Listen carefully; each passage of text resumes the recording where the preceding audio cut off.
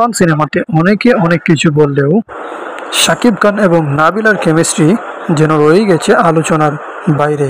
তেমনভাবে কাউকে দেখলাম না শাকিব খান এবং নাবিলার কেমিস্ট্রি নিয়ে আলোচনা করতে কিংবা প্রশংসা করতে।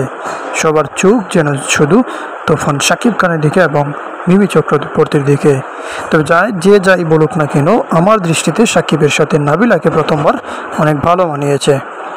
নাবিলার কিউটনেস, শাকিব খানের এমন পরিবর্তন, শাকিব খানের এই 25 বছরের লুক স্টাইল, যেন দুজনের কম্বিনেশন যেন একদম পারফেক্ট ছিল।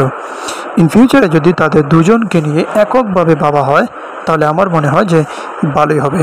কারণ নাবিলা তার অভিনয়ের দক্ষতা প্রমাণ দিয়েছে আরও অন্যান্য সিনেমাতেই। পাশাপাশি তুফান সিনেমাতেও তার শুটিং ছিল বা অভিনয় দক্ষতা ছিল অনবদ্য। আর এই কারণেই মূলত প্রশংসার দাবিদার নাবিলা।